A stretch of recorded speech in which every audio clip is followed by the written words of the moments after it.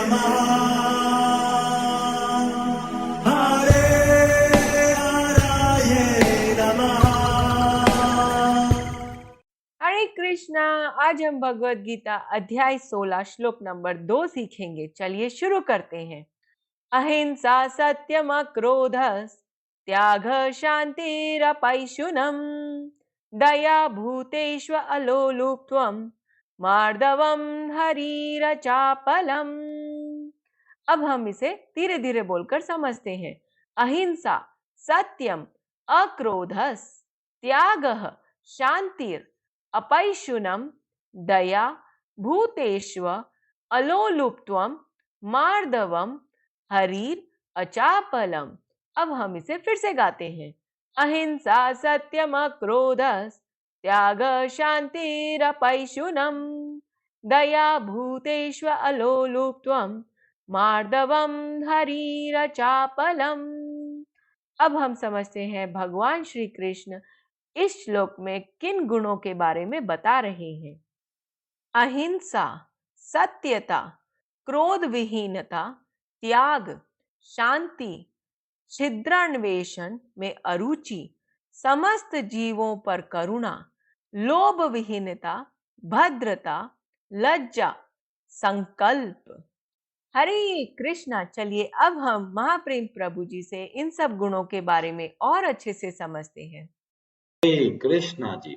तो हमारा जो प्रसंग है वह है चरित्र निर्माण। कौन कौन से गुण हमारे अंदर होने चाहिए, और भगवान श्री कृष्ण बहुत दया करके हर एक गुण को हमें अच्छे से बताते हैं। टोटल कुल मिलाकर 26 गुण बताए हैं जो हर एक व्यक्ति में होने चाहिए। जो ये सारे गुणों को धारण करता है वास्तव में वह देव तुल्य पुरुष है। ये ज्ञान आपको स्कूलों में नहीं मिलेगा। स्कूलों में कोई ये नहीं बताएगा कि भाई सत्य का पालन करो, शुद्ध रहो, और ये जितना मैं गुण बताए हैं ये हमारे शास्त्र हमको बताते हैं। इसीलिए मंदिरों का बहुत बड़ा योगदान है, क्योंकि मंदिर हमारे जो संस्कृति है, जो सभ्यता है, वो हमारे को संभाल के रखती है। पर आजकल मंदिर ऐसे हो गए हैं बस जाके आरती करके फूल चढ़ा के वापस आ जाते हैं। पर वास्तव में मंदिर का मतलब है वो ऐसा यूनिवर्सिटी जहां पर हमें आध्यात्मिक ज्ञान मिले। इसीलिए इस्कॉन के हर मंदिर में आप देखेंगे कि सुबह सुबह श्रीमद् भागवतम की कथाएं होती है, शाम को भगवत गीता के बारे में समझाया जाता है, और प्रयास किया जाता है कैसे ये लोग इस अध्यात्म ज्ञान को ग्रहण करें और कैसे अपने जीवन को उन्नत बनाएं। क्योंकि चरित्रहीन समाज में आप देखेंगे तो सब जगह पर गलत ही गलत देखने को मिलेगा। जो पॉलिटिशियन है वो करप्ट हो रहे हैं, सब स्वार्थ के लिए भाग रहे हैं, और इसीलिए ऐसे ज्ञान का होना बहुत जरूरी है। ऐसा ज्ञान हमें बताता है कि हमारा चरित्र कैसा होना चाहिए, और भगवान श्री कृष्ण इन 26 गुणों को बताया है जो हमें बहुत अच्छे से प्रयास करना है, अपने जीवन में उतारना है। जब हम ये गुणों को धारण करेंगे तो आप बहुत अच्छे समाज के एक नागरिक बन सकते हैं। कई लोग बोलते हैं अरे मंदिर का क्या योगदान है, अरे साधुओं का क्या योगदान है हमारे समाज में। वो साधु लोग हमारे मन के अंदर जो बीमारी है उसको दूर करते हैं। अगर अंदर गंदगी होती है तो वो गंदगी बाहर देखने को मिलेगी। जो व्यक्ति काम क्रोध लोभ के आवेश में आके काम करता है वो गलत ही कार्य करते हैं, हर जगह पर गंदगी ही फेंकेगा। और इसीलिए हमें शास्त्रों का अध्ययन करना बहुत जरूरी है। ये हमारे समाज के लिए बहुत आवश्यक है, क्योंकि इस ऐसे ग्रंथों से हम अपने चरित्र को समझ सकते हैं और चरित्र को उत्तम बना सकते हैं।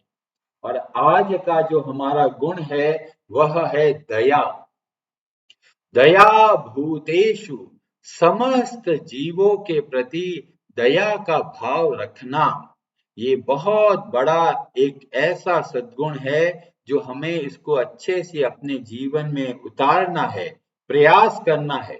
अब कई लोग सोचते हैं अरे कोई बीमार व्यक्ति होता है, उसकी सेवा करने से दया का भाव दिखता है, बहुत ही बढ़िया। पर वो केवल शरीर तक मत रखिए, उसको और आगे तक लेके जाइए। मन जो बीमार है उसको कैसे शुद्ध करेंगे, कैसे मन को स्वस्थ करेंगे, इसका भी हमको सोचना चाहिए। इसलिए वास्तविक दया का मतलब होता है जब हम किसी व्यक्ति को वापस भगवान से जोड़ते हैं, क्योंकि हमारा सबसे बड़ा दुख बस एक ही है, हम अपने भगवान को भूल गए।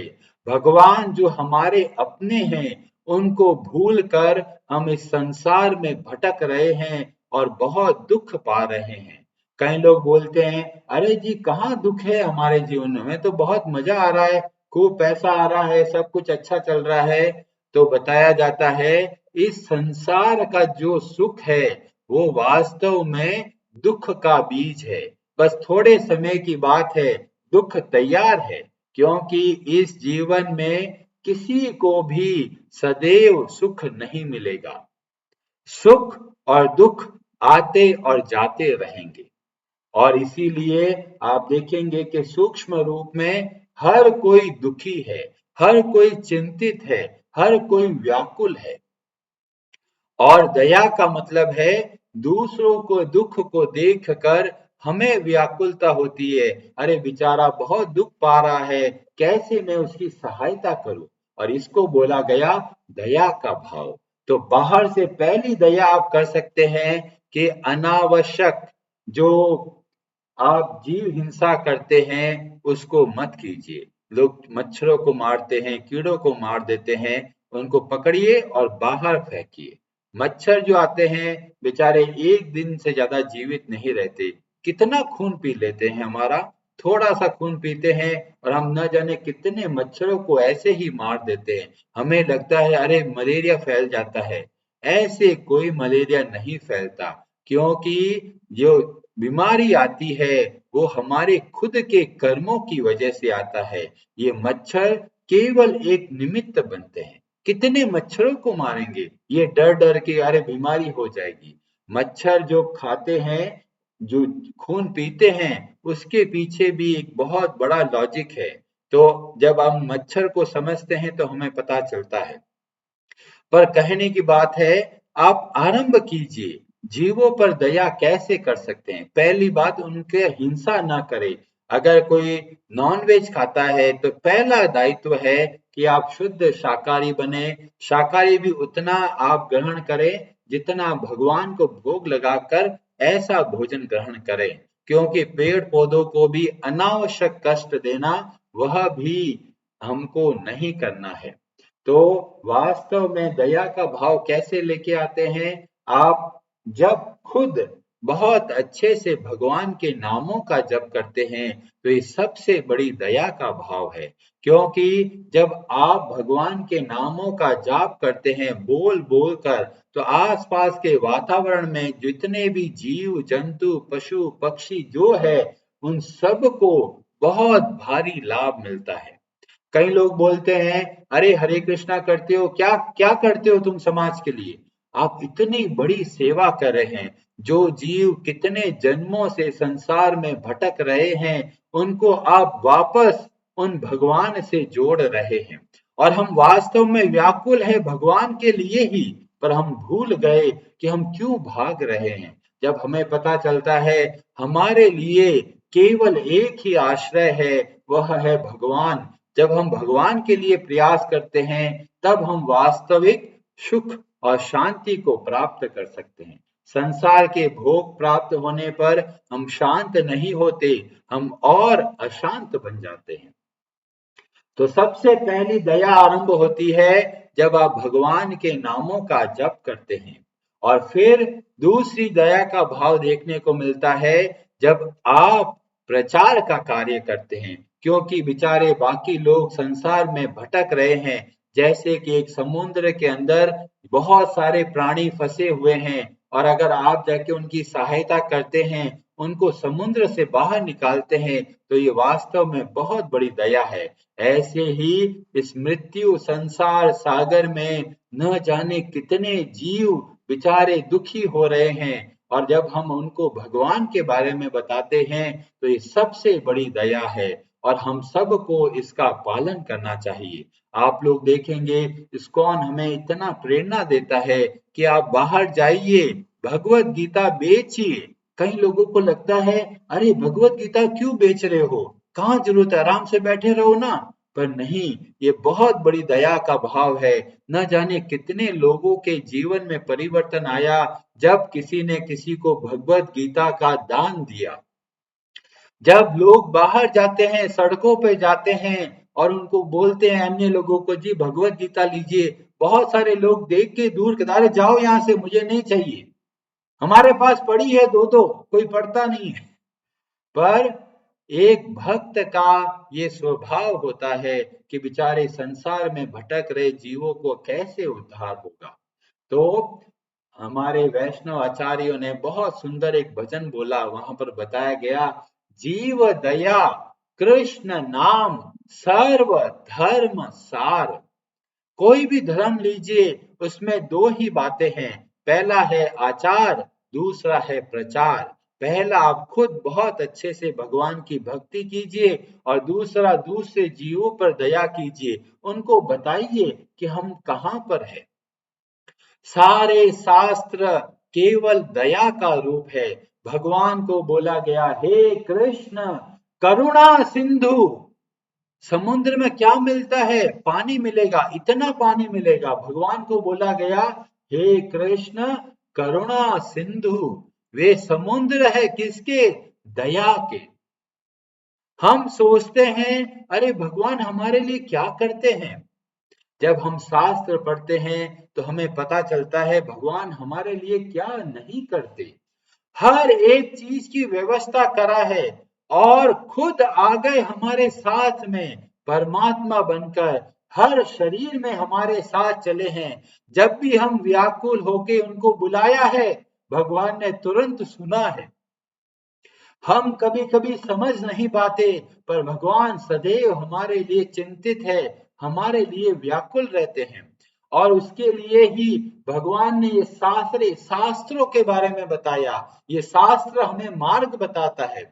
आप देखेंगे वेद व्यास जी ने इतना सारा ग्रंथ क्यों लिखा, हंसी मजाक के लिए लिखा, अपनी खुशी के लिए लिखा, या फिर हम उनके मन में दया का भाव था। तो बताया गया कि वास्तव में जीवों के प्रति इतना दुख को देखकर उन्होंने सारे शास्त्रों का वर्णन किया, इतने सारे ग्रंथ लिखे।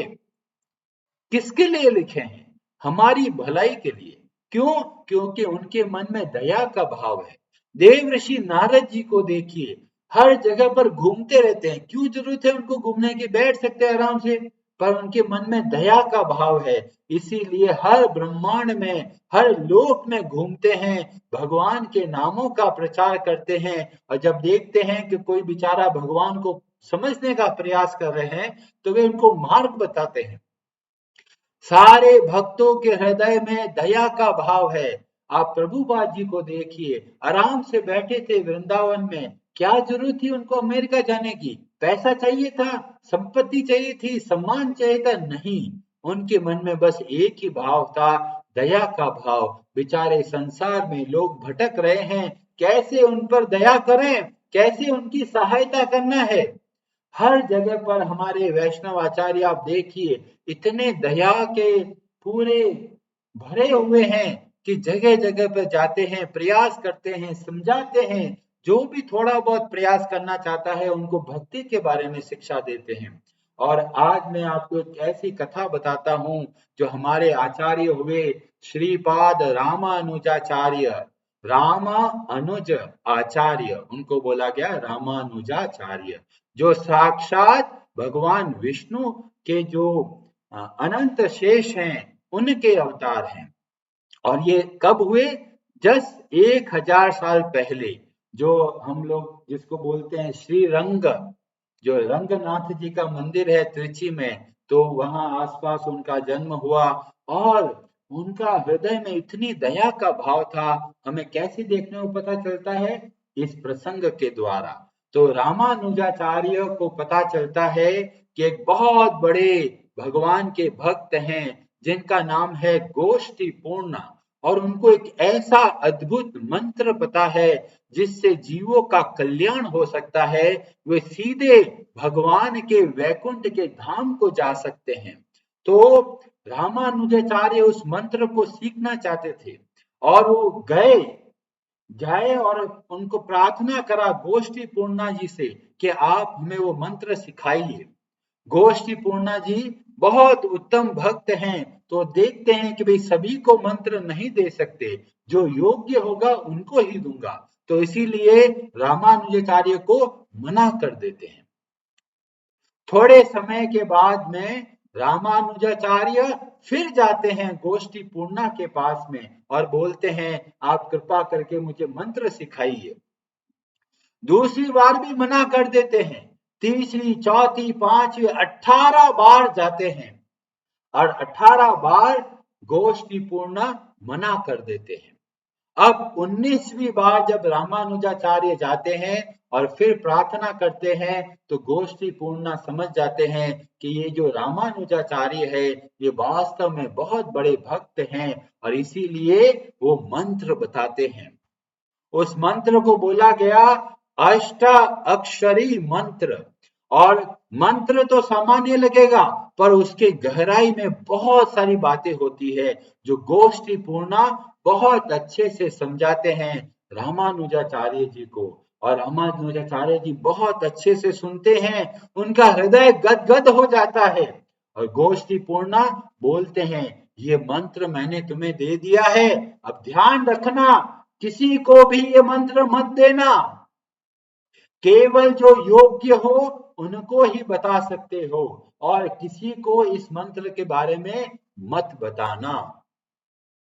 और रामानुजाचार्य बोलते हैं ठीक है, मैं आपने जैसा बोला है मैं वैसा ही करूंगा, और वो मंत्र लेकर मंत्र का जाप कर रहे हैं, इतना गदगद हो रहे हैं और साथ में देखते हैं इतने लोग बेचारे दुखी हैं, कोई किस वजह से दुखी है, कोई किस वजह से दुखी है, तो उनके मन में बहुत दया का भाव आता है और वो क्या करते हैं मंदिर के सबसे ऊंचे जगह पर खड़े हो जाते हैं और जोर जोर से चिल्लाते हैं सभी लोग आओ, मैं एक ऐसा मंत्र बताऊंगा जिससे तुम्हारे सारे दुख दूर हो जाएंगे और आप सब लोग भगवान के धाम को जा पाओगे, इसमें कोई संदेह नहीं। और जब चिल्ला चिल्ला कर बोलते हैं गांव में जो सब के सब लोग आ जाते हैं और बहुत तेजी से तेज आवाज में बोलते हैं ओम नमो नारायणाय।